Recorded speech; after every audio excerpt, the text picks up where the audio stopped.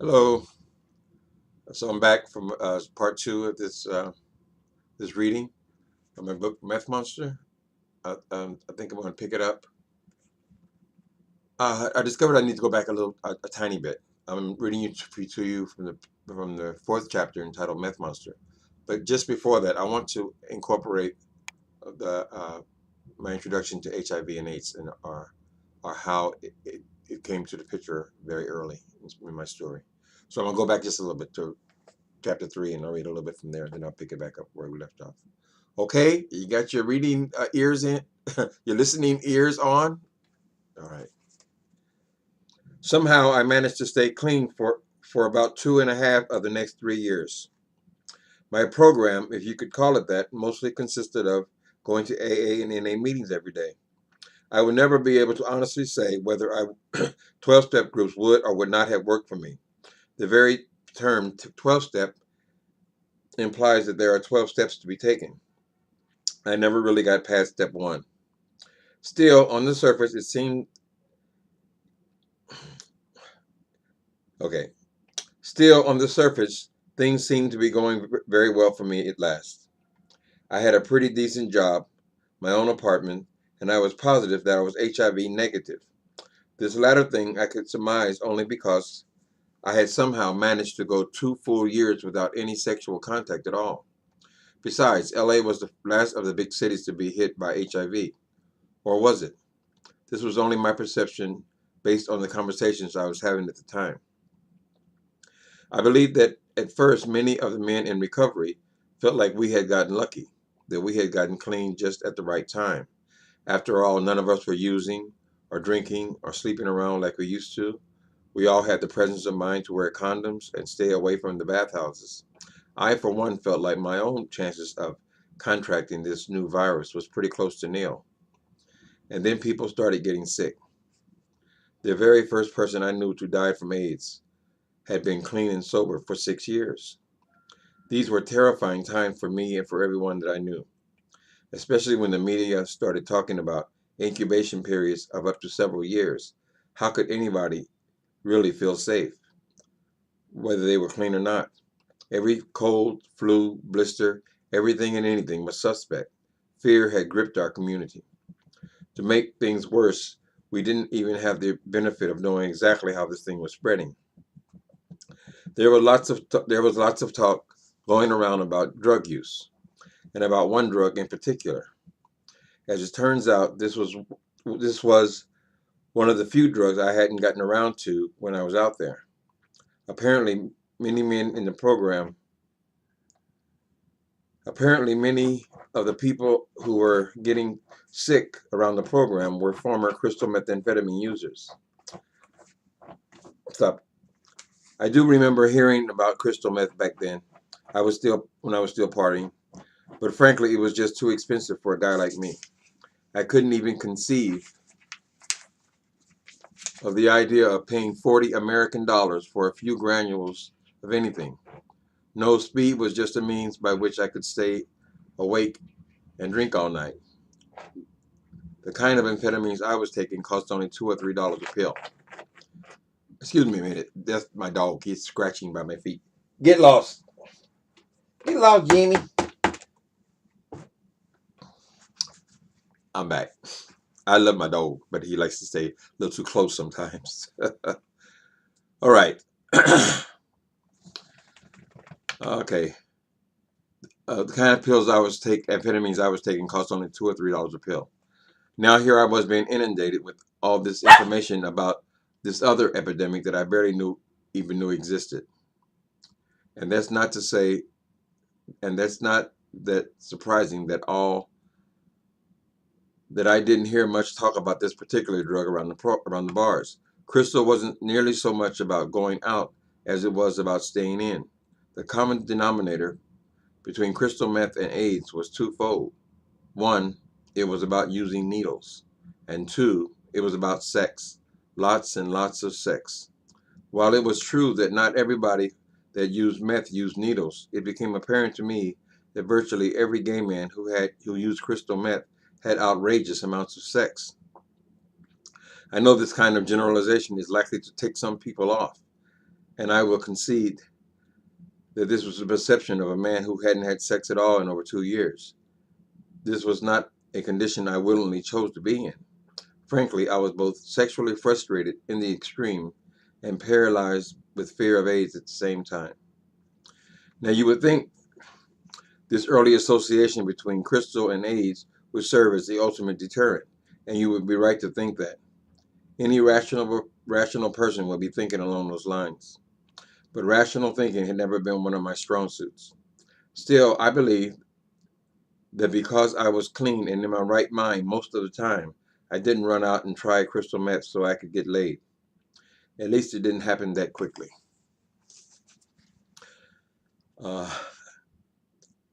There's a man that's a big part of my story. He was my partner, my lover. We had broken up. Soon after we had broken up, he ended up on heroin, and I ended up on crystal meth. So even though we were both junkies, we never got high together.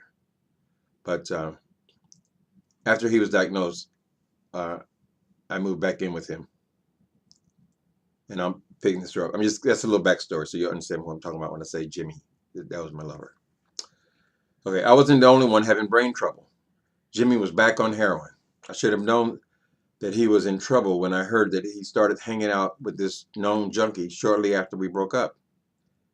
He had been off of smack for over 11 years. How could this have happened? His using again after all those years was by no means the worst part of the news, however. The very worst part was when his using partner became the second person I knew to die from AIDS. Jimmy and this guy had shot up and shared needles practically every day. Another unfortunate series of events found me in urgent need of a place to live. Okay, I was being evicted again. I had learned to keep a job, and I no longer used drugs or alcohol, but I had yet to master the art of paying my bills. So here I was, sleeping on Jimmy's couch. The two of them would be locked away in the bathroom, shooting up heroin and plotting their next scheme to get more money, and I'd be in their living room reading my AA Big Book. Of course, this scenario made no sense. I had no business being there. Before long, I was back hanging out with my old friends. Jimmy's friend got very sick, and soon after that, he died. Not long after that, Jimmy was in jail for petty theft and possession of heroin. And then once again, the landlords were banging on the door. This time, I didn't just find another place to crash. This time, I got loaded. At first, I just walked into a bar on my lunch break and ordered a beer. But then, you guessed it, the first chance I got, I bought my very first bag of crystal methamphetamine. A monster is born. Okay. All right, I think so. I think it's sort of self-explanatory what's going on here. So just after that, the chapter Meth Monster, where I ended up really a drug addict. I mean, before that, we always managed to have a place to live, and we always kept jobs, and Jimmy and I functioned pretty well together, actually. But we became very dysfunctional separately after we broke up. So let's see where I was after yesterday. Okay, I'm going to read the very last chapter that I read before and pick it up there. And I won't bore you with this forever. But it's interesting to me. If I can try to sum the story up in a couple of videos, then I think I've done something that could be useful to someone else. Okay, the second albatross around my neck was this seemingly unquenchable desire to collect junk. We called this trashing or dumpster diving. Now, I know that some people who read these words may be thinking, well, now this is getting a little silly. But for me to try to describe my many years as a meth addict and never say one thing about dumpster diving would be much more than a little silly. It would mean perpetuating denial and misinformation. I wonder if I had heard more about dumpster diving and less about hot sex, would I have found the idea of using crystal so irresistible? So now I'm picking it up. Well, one thing is certain. I sure as hell didn't sign on for spending hour after hour and sometimes day after day looking through other people's garbage. This was a strange and uncontrollable phenomenon. And as far as I could tell, it only affected speed freaks. This was also the way that I wasted the next 3 years of my life. I have no doubt that it would have went on that way even longer if Jimmy had not gotten sick. There is something I want you to understand about Jimmy and me. Even though we had not been together for several years, and we had certainly gone our separate ways, we still very much loved each other. If Jimmy had been capable of monogamy, and if I had been capable of getting angry without hitting him, we would probably never have broken up. There had never been anyone after him. So when he got sick, I was devastated. AIDS was getting closer and closer to home. In fact, it couldn't get any closer than this. Jimmy was family. When I showed up at his doorstep after yet again being released from jail, he sat me down and told me that he had been very sick. He had full-blown AIDS. We cried together then, Jimmy and I. In all the years I had known him, we were never as connected as we were in that moment. I moved in with him that very night. This was not good news to his family. Can you blame him? I'm sure they saw me as nothing more than a drug-crazed opportunist. But Jimmy and I both understood very clearly why I moved back in with him. The two of us being together at this time in his life seemed the most natural thing in the world. There were still problems, of course. At first, I was easily able to keep my street life and my home life separate. I figured that as long as I didn't bring any of my drug buddies or associates home with me, all would be well.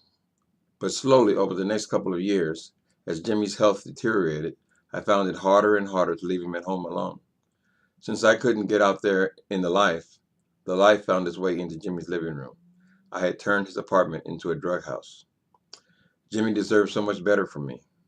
There were people there all the time, people making drug deals, people shooting up in the bathroom, people having sex in the kitchen.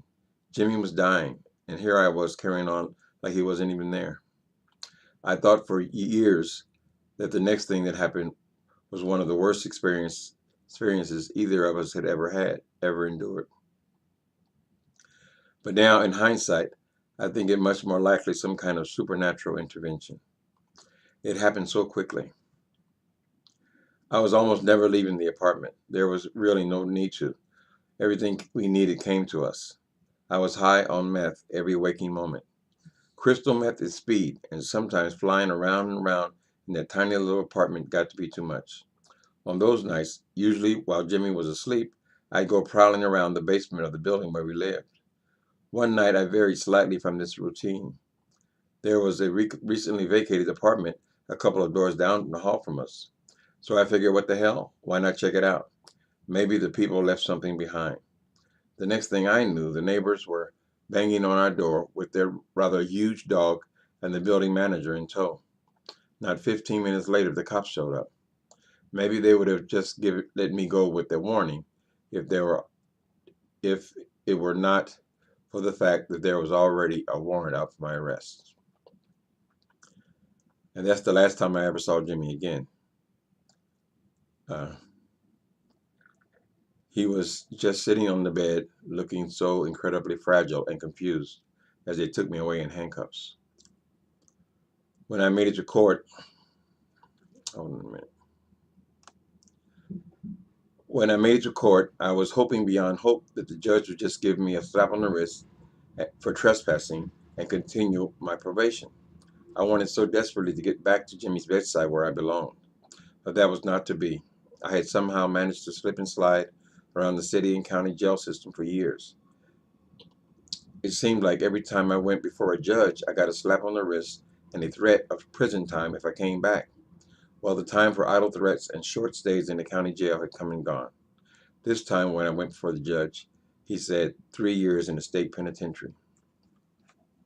Since I had been a thief in one capacity or another, off and on since I was a child, prison had always been a very real fear for me.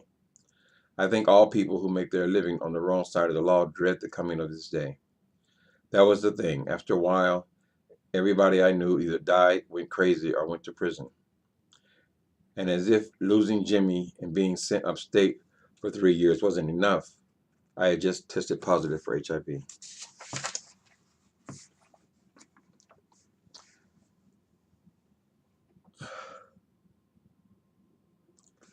In 1991, testing positive did not mean the same thing as it means today. I had every reason to believe that I just might not make it out of prison. According to my lab tests, I had been positive for quite some time. Nevertheless, even more terrifying than the thought of dying in prison was the thought of living there as a gay man. I had seen all of the same movies you probably have. If these animals were willing to rape a straight man, I thought, what in the hell would they do to me? When I arrived at San Quentin State Prison, you could have cut my fear and anxiety with a knife. Wouldn't you know that I would be sent to a place all the way at the other end of California? Just my luck. The one thing that I was counting on to make my stay there tolerable was the fact that I knew so many people who were already doing time. Well, that was in Southern California. San Quentin sat just north of San Francisco, where I didn't know a living soul. As it turned out, this was one time that being HIV positive actually worked in my favor. Positive inmates were segregated into a huge 100-man dormitory. I'm sure if anyone were paying attention, they would have seen the tension drain from my face when I identified that over half the people there were gay. Of course, there would be many problems and issues to come up over the next 2 years, but at least my homosexuality wouldn't be one of them. I sort of feel like reading. Can we go on a little further?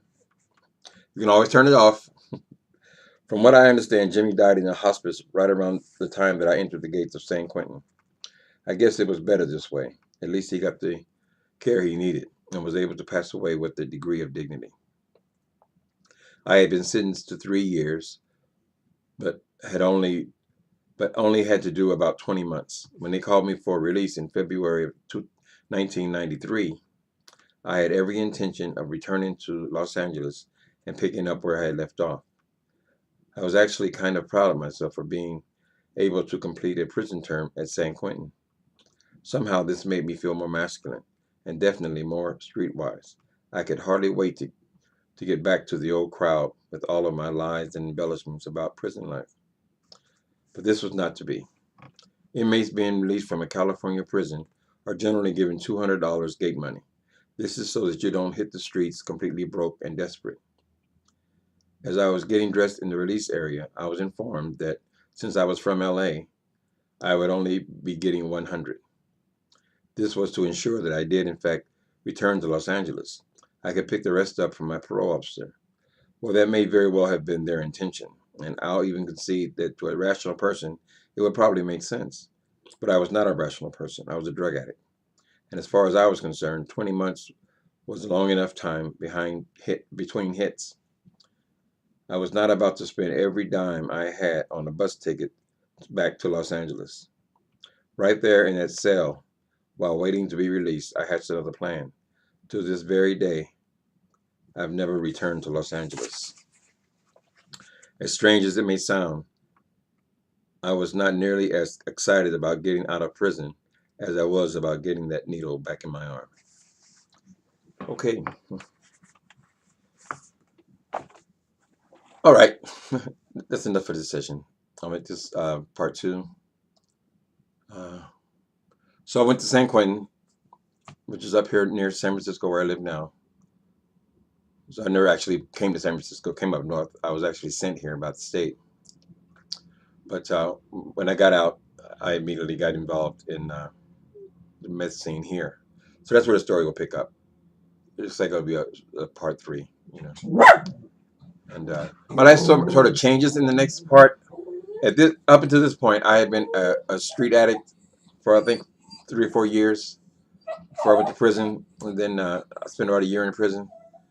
And when I got out, but when I got to San Francisco, the story is very different because when I got to San Francisco, I started selling drugs, and I just happened to bump into the right person almost immediately.